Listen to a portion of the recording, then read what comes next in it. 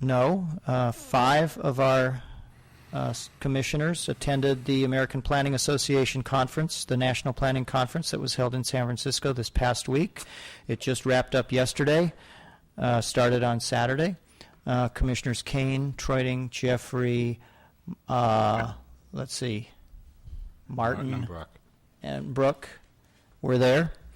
And also most of our all of our staff was there. Miru, myself, Diana Keena, Deborah Diamond, and our Deputy City Attorney, Michael Gina, also attended. So in total, there were 11 of us there.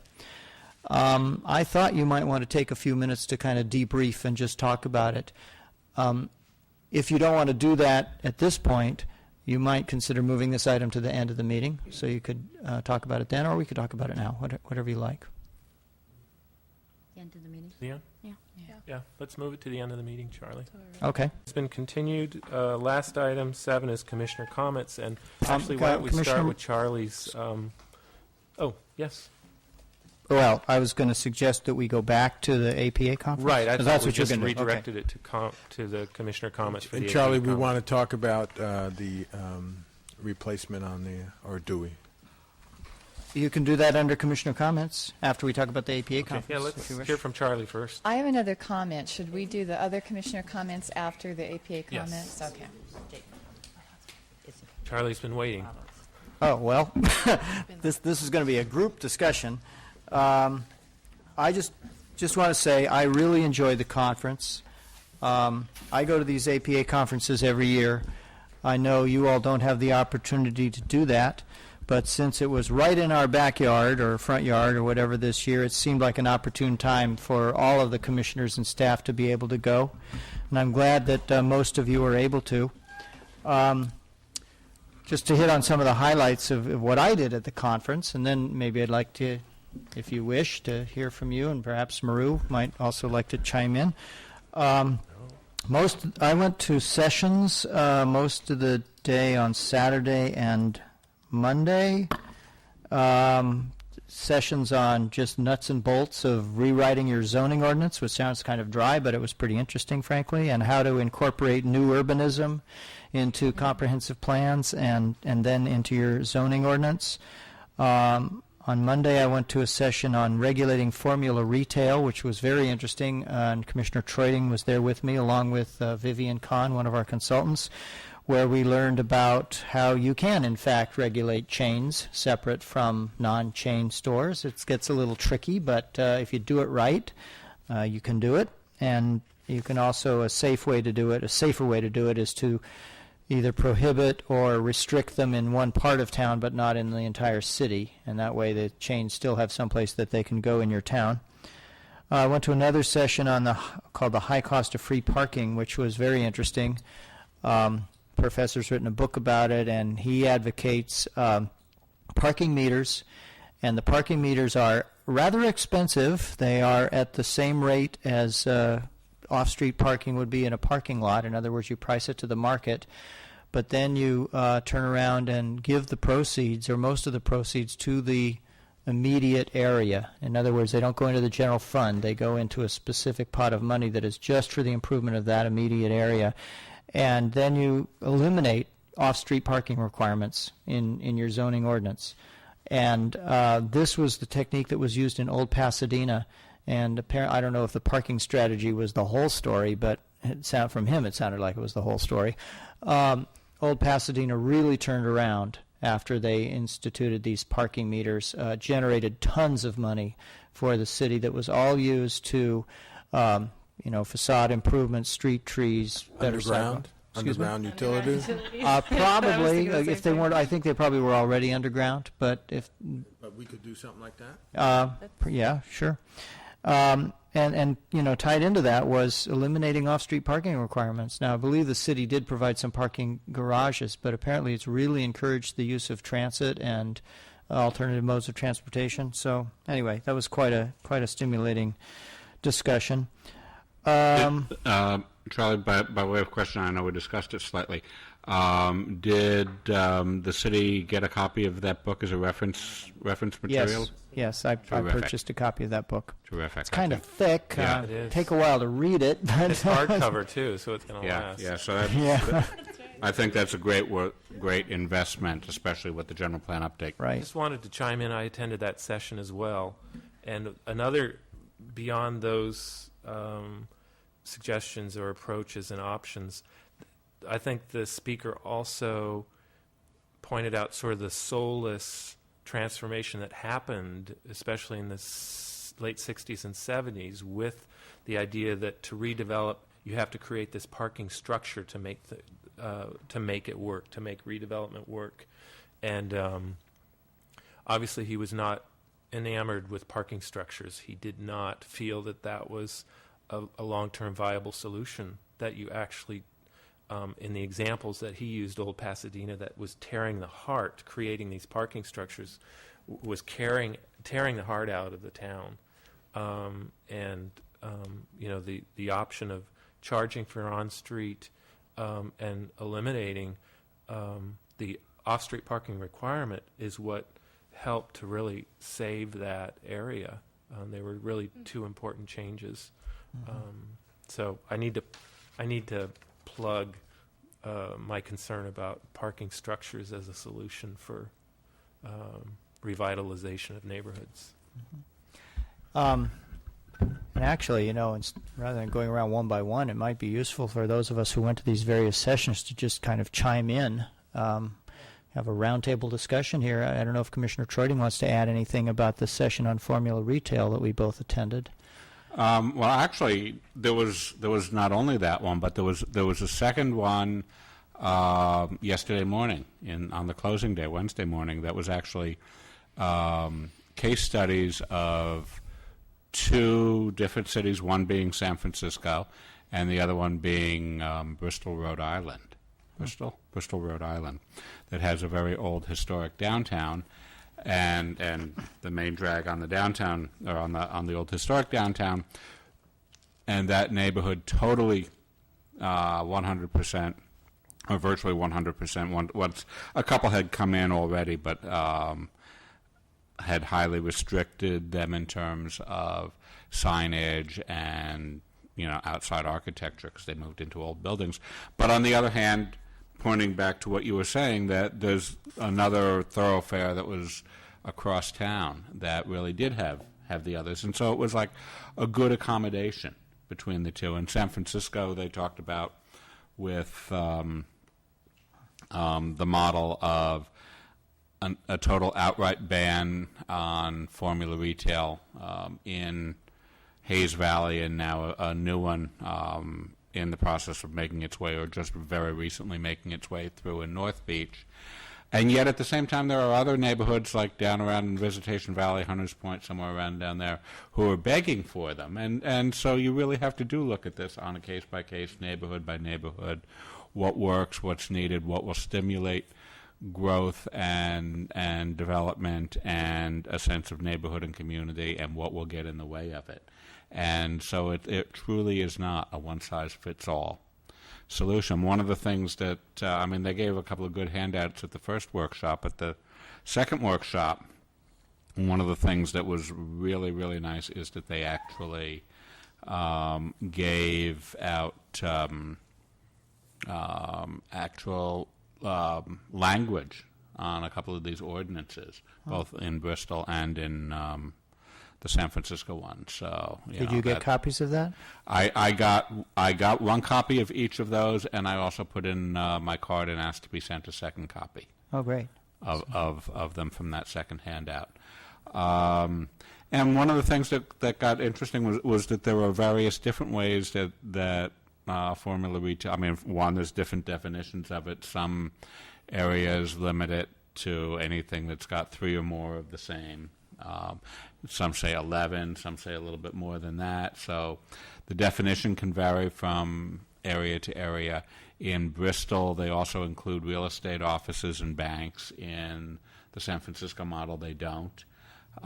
So there is a lot of flexibility that can get crafted into these things, depending on what you're really trying to achieve in revitalizing and rebuilding your neighborhoods and preserving as well the various neighborhoods. So I found it just a really fascinating and interesting discussion for, especially the two of them together, Right. as a package. And Commissioner Troiting, you also were at that session on new urbanism in comprehensive plans. I don't know if you have any thoughts on that. That was the first one, the first day. That was Or in not the the first one, but the afternoon. the of the first day. afternoon of the first day. Yeah. Right. That one I actually was in. We broke into breakout groups Right, at that. right, and I was in a breakout group that actually had a member. One of the leaders of the breakout group was somebody who had worked on the 87 and 95 original, general plan, and and she didn't really comment so much on it, but it was just a little interesting. She was an economist, I historical note. believe, wasn't she? Or was she? Don't remember. Okay. But what that one did is that basically looked at some in San Francisco, but also a lot in the Menlo Park area, and it talked about, and for me it was a real good introduction into new urbanist ideas. I mean, we had touched on it a little bit in some of the first meetings of the general plan update steering committee, but it really helped reinforce concepts like that progression of what they call the transect, and helped me get more of a handle on, or at least begin to start getting a handle actually on concepts of new urbanism and what that means, and and that as a viewpoint and perspective and approach to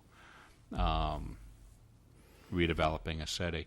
So I found that as a really good introduction to help begin to put the conference in perspective for me, and to begin to get a handle on what new urbanism is and how to apply it.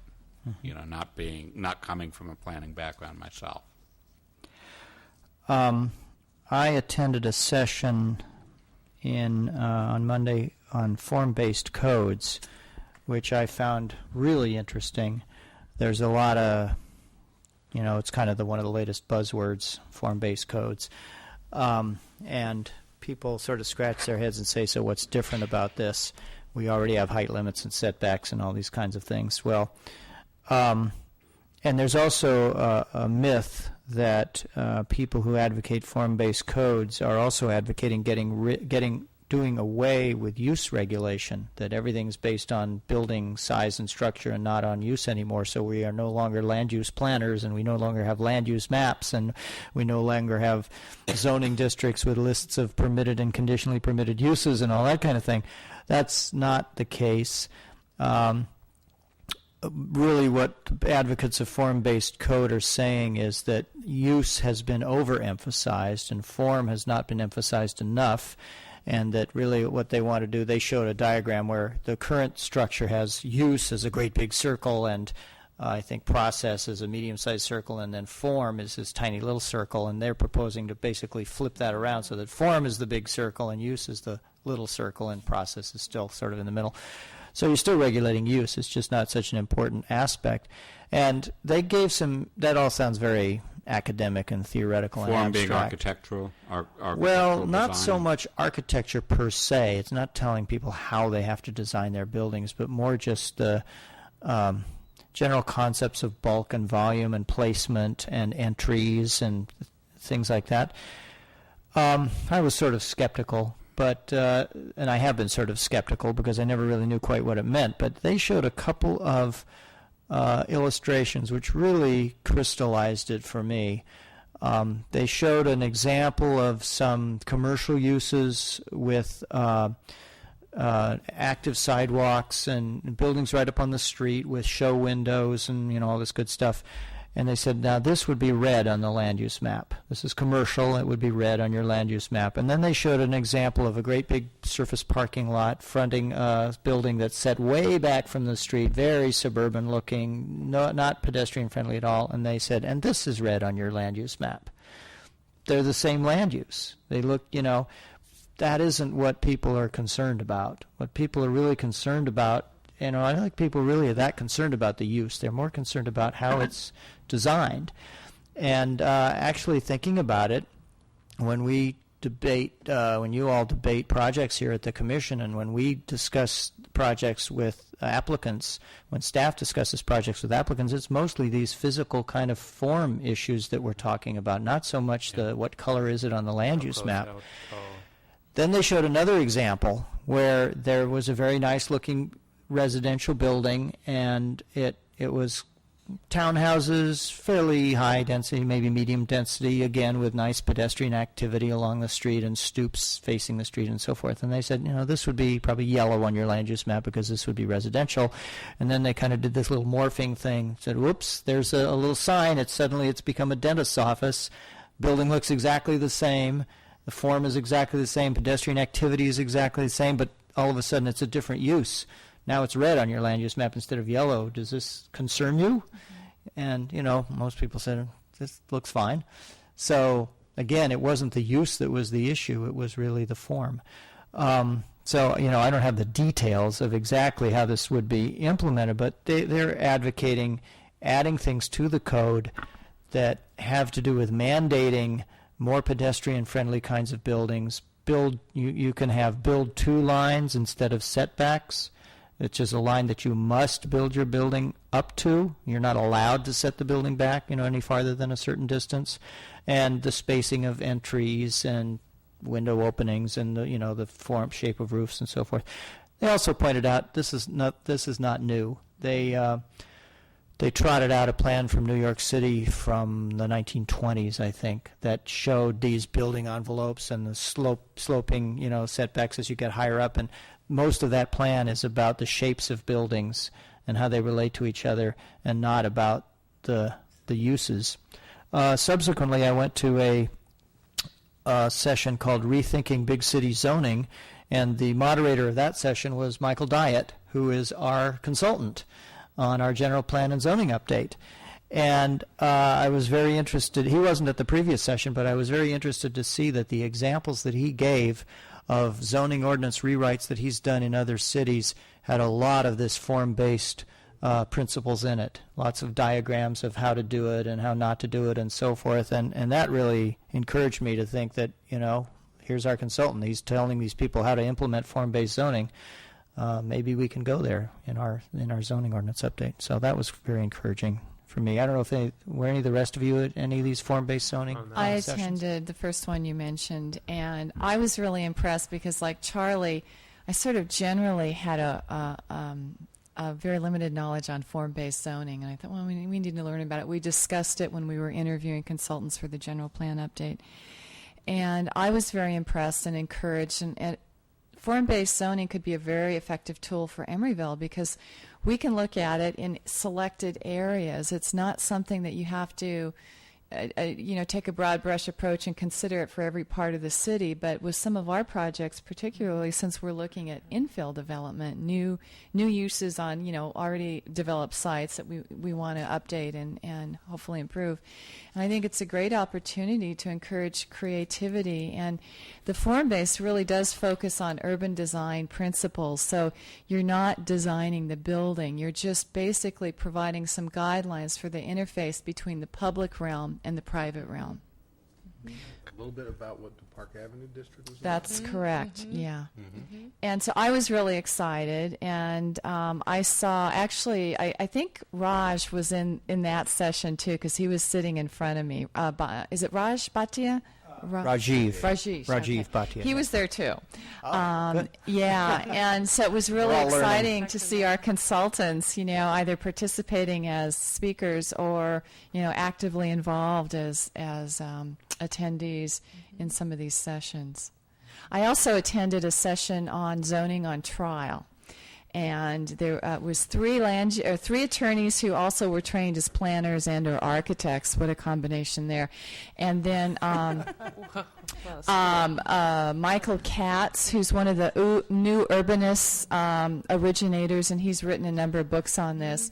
And Katz's position is on form-based zoning, and then the other team, the other debating team, was on more sort of a hybrid of that, because their position was, well, you're not considering some of the environmental issues, and I think they took it a little bit to extreme, because they were giving examples of cities that were more like Western type of cities that had more of an urban-rural interface, and the examples provided with the form-based group was they were very urban centers, and I walked away with it. It's relevant to your community and where you live and what context you're in, and it's not an either-or situation. It's what works best for the community. I was very impressed with the session on reflections on new urbanism. In that, they emphasized you've got to look where the jobs are, not just in your community, but regionally. You have to take into account regional concepts, where the stores are, where the recreation is, where the amusements are. That is, in setting your own goals, you have to have the broader regional industry in mind. I think Ed, Jim, and I were all at a session on, actually I think we were all in two different sessions together. They were specifically for planning commissioners. One was on ethics, planning commissioner and ethics, and then the other one was called deliberating, finding, and deciding, right? Which is, those are both really, they were really very good sessions. And one of the things I learned in a room full of planning commissioners all making comments and talking about their various experiences on the planning commission is that I think we have an excellent planning commission chair in Jim Martin. I really do. I after listening to some of the things that people were saying, I thought you were going to Jim talk already about problems. Jim already surprised, does so many of the things that other people were asking about in these meetings, and I thought, well, we do that because Jim takes the lead, and I came to appreciate your role in this commission much more after visiting those two sessions than I had before. But one of the things that I thought was actually pretty interesting was the number of ethics codes that were written into several other planning commissions across the country, that is, into their bylaws.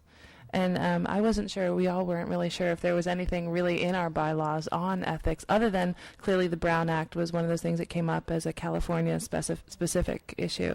But or whether we have bylaws. Or whether we have bylaws. Ed and I looked at each other. It's like, what? Bylaws? Where are those? Got bylaws? Yeah. Well, I think we're probably going to discuss that a little more under commission comments. So, if you don't mind, no, we can I'd like to forward that. finish talking about the conference, and then we can have a Right. more extended discussion Right. about that topic. Good.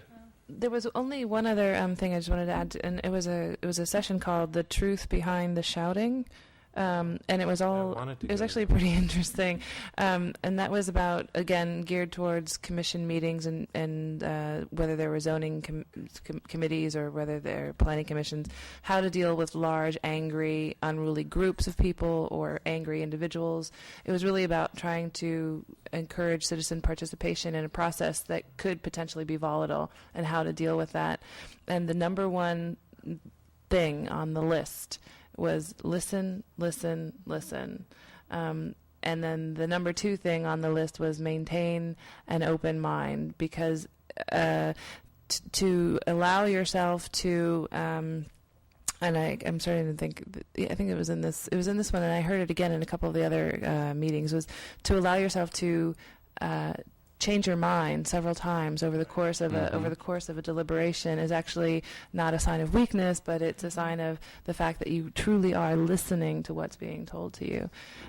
So anyway, it was a very interesting session. It was much about negotiating, and all those skills can clearly be used in other situations than planning commission meetings. So it was actually pretty interesting.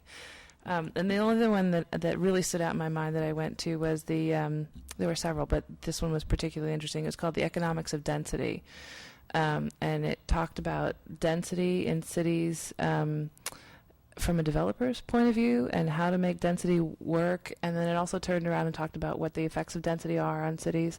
And they particularly had one developer from Berkeley who's developed several different buildings in Berkeley, which could be a parallel to Emeryville on some levels. Kennedy? Yeah, that's right. And He's the only developer was in gonna the say yeah, he's the that's only true. developer. And he's and they're all the new buildings, and they're doing really well. But one of the things that was really interesting was the way that density and lifestyle were paralleled together. In other words, if you're going to have density, you need to make sure that you accommodate that density with the amenities such as dry cleaners and restaurants and movie theaters and all that kind of good stuff. And the other thing that was interesting about the density issue is from the city's perspective, which is and this I thought was interesting because, of course, I was thinking of our previous planning commission meeting, which is that when you get projects that really max out density, especially very, very large projects, those projects really do need to accommodate the city infrastructure in some way, whether it's, the water lines, undergrounding, utilities, whatever they might be. So there were some very interesting and economic arguments being made on behalf of density. And it seemed to me that there were several things that Emeryville could have learned. There were no publications that came out of it. I took lots and lots of notes. But again, it was a kind of developer's point of view, which is we see developers all the time here, and it's interesting to know sort of what they're up against in terms of developing these projects and bringing them to market, and then how to make them successful in a place like Emeryville. And what I did learn also is that our location here at the foot of the Bay Bridge, the closest you can get to San Francisco without being in San Francisco, is something that we just cannot take for granted in terms of the density. I mean, if they can make it work in Berkeley, they'll be able to make it work in Emeryville. So it was interesting all the way around. Right. I'd just like to mention some of the mobile workshops. I participated in a couple and led one. On Sunday, I took a mobile workshop that took the entire day, actually, down to San Jose, and got a tour of several of their neighborhoods.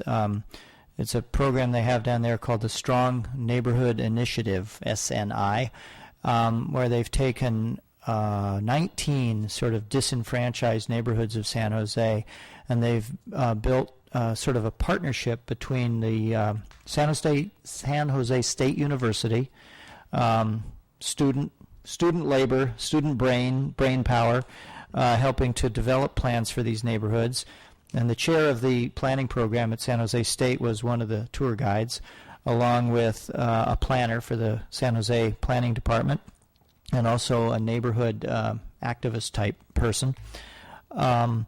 And between the city and the local community and the university, they've sort of built this partnership, and they've developed actual plans. I'm not sure exactly what they call them. They're not specific plans, but they're sort of neighborhood improvement plans or area plans for each of these 19 neighborhoods. All the plans have now been approved by the city council.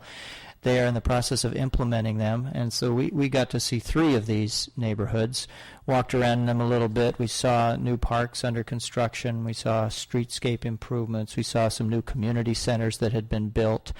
And what's really interesting is this directive came from the mayor down, through the city manager down to staff. And some of these folks were saying previously they didn't know who to call in City Hall when they had a problem. They could never get a response. Now they've got the names and the numbers of, the people who are assigned to their neighborhood. They pick up the phone, they call the guy, and their problem is taken care of the next day. It's been a very successful program. Some of the other neighborhoods that are not so disenfranchised and that don't have the Strong Neighborhood Initiative plans still can't get an answer out of City Hall, and so they're saying to these people, how do you do that? We want one of these plans too. So that was a very interesting workshop. And then on Tuesday, I did a shorter 2-hour mobile workshop that was just right near the convention center.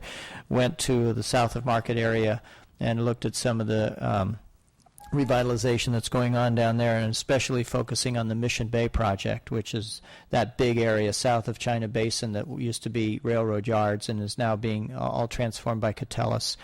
One of the most interesting parts of that was to go to the visitor center that they have there that has just tons of architectural models and artist renderings, and actually some displays about the public participation process that went into it as well, where you can see what the vision for this area is, which is just fantastic, and then go out and drive around and you see a lot of vacant lots and kind of help you visualize what it's going to become. University of California at San Francisco does have a big campus there in Mission Bay, and they've built a couple of buildings, but those are the only buildings that are there yet, and they're sort of shades of things to come. So that was very interesting, too. The mobile workshop that I led was yesterday, and it was called Animation Reusing Industrial Sites, which may seem like a bit of a stretch. It was basically just an excuse to go to Pixar. But it really was more than that. We went to Tippett Studio in Berkeley, which does computer animation. They've worked on, they've done the blockbuster ads. I don't know if you've seen those that have the bunny rabbit and the guinea pig. And they've also, the founder, Paul Tippett, did Star Wars and Jurassic Park and a lot of other movies when he was working for George Lucas. And now has his own studio. He did some of the animation, and he did that movie, what's it called, Stormtroopers or something like that. Those little characters. Yeah, and he's also worked on The Matrix and some of the animation that was in Men in Black, if you're familiar with that, and a number of other things. So that was interesting. Then we went to Expression Center for New Media and got a little tour, and were shown how they do animation there. That was fascinating. The way they do what they call capture motion, where this is not planning, but it was interesting anyway. The person puts on a black suit, and then they put a reflective dot on each of their joints, and they have these 8 cameras up around the ceiling. Maybe some of you have seen this. They have these 8 cameras up around the ceiling that do strobe 960 frames per second, and you just stand there and you dance, or you do whatever you want to do, and the computer captures your movements, but it only captures these little dots where your joints are. And so it makes little like stick figures in the computer. And then you draw a cartoon character, you being the student or whatever, and then you take this picture of yourself that you've got and you map it onto the cartoon character. You put each of your joints on the cartoon character's joints, and then you press go, and then the cartoon character dances around the same way that you did. And the computer figures it all out. And this is at, as I said, 960 frames per second as compared to the old Disney cartoons that were 24 frames per second hand-drawn. So it's really advanced the whole field of animation and also made it much more lifelike. And it's what Tippett Studio and Pixar use today. We also saw some of the state-of-the-art studios that Tippett has, Expression has, that they teach their students at. Then we went over to Pixar, got a tour of that building. I assume most of you have been over there. We got to see a short, and Craig Payne talked about it a little bit, and we talked about the PUD planning process, and Craig talked about it from their perspective and why they have a private park with a fence around it and all that kind of thing. And then we got to walk around the building a little bit, and we had a brief talk by the dean of Pixar University, which is interesting. I guess I didn't know what Pixar University was really, but I learned that it's for Pixar employees to teach them all the art of animation and drawing and art and creativity, and they teach it to all their employees. I mean, it's voluntary, but the security guards and the receptionists and the clerical staff and everybody, they all can learn the art of animation, of what Pixar does at Pixar University. So that was interesting. And the people who participated in this mobile workshop told me afterwards, I don't know if they were just being nice, but they told me that it was the best of the mobile workshops they had been on. And I found it very interesting also. We also did a mobile workshop on Tuesday of Emeryville, tour of Emeryville. And I can't tell you too much about that because I wasn't on it, but it was led by our city manager, John Flores, and along with John Gooding, who most of you probably know. Oh, and I should also mention that my mobile workshop was co-led by Bob Cantor of the Chamber of Commerce. And both of these mobile workshops were planned, coordinated, all the legwork done by Diana Kina of my staff, who did you all know Diana, she did a fabulous job, and she really worked her tail off to put those two mobile workshops together. So APA, and we all owe her a debt of gratitude for that. I should also mention that Miru led one of the orientation tours that drove around San Francisco. At every conference they have an orientation tour, or actually a whole series of them, so that planners can just familiarize themselves with the city. It's kind of like a Gray Line tour, only it's geared to planners. And so you look at all the plans. So Miru led one of those, and she can now tell you all about the Chinese telephone exchange, I think, among other things that she got assigned to learn about. And I think that's pretty much it. Some of you made it to the reception on Sunday night, which was a lot of fun. And I think Murray, you made it to the awards luncheon, right? Anybody else make it to the awards luncheon? You missed a great show and good food. Nothing like having lunch with 2,500 other planners. But anyway, so all in all, I think it was a good conference, and I'm glad you were all able to attend. Yeah, were there other sessions that people wanted to talk about? Just like a real brief comment, there was another one that I just found fascinating. It was a history of planning. From that started. I think Murray was at that one as well. That went back from pre-revolutionary times on to the present, and it was just a very fascinating perspective and retrospective, and like helped connect a few dots. Yeah. But just it was also fun and interesting. Jacobs is great. Yeah. Being kind of a history buff, I really liked it. Good. Well, I just wanted to thank staff for pulling this together. Yeah. I'm sorry you guys couldn't make it, but it was like, in ways it was like a family, and it was exhausting, but we'd bump into each other or see each other Sunday night, and I think my brain is fried. I'm trying to think of all the sessions I went to. Yeah, really here. And there was something in each one of them that reaffirmed something I knew vaguely, or gave me some ideas on issues or concerns. Usually I'd get into the session just before it started, so if there was a handout, it had disappeared already. But a few of them I'm going to try to download. They all said the information would be available on the website, so I'm going to download that stuff, and especially some of the ethics things and the decision-making PowerPoint. I just think it might be useful for the rest of the commission to take a look at that. So if I get something out of those downloads, I'll bring it in to share. And maybe from the other sessions, if people have things to share with the rest of the commission, I think that would be great. But again, I just want to say thanks. I hope we can continue in some way, even if it's just one of us that goes off to one of these conferences, whether it's this one or the League of California Cities, and brings new information back to us. I think it was exciting. And it's like, wow, these people are all here to learn about planning and zoning and the things that we face every day. It was just, it was exhausting, but it was invigorating too. So right. I hope we can continue this. There are, the state APA chapter has a conference every year too, of course, which is always in California.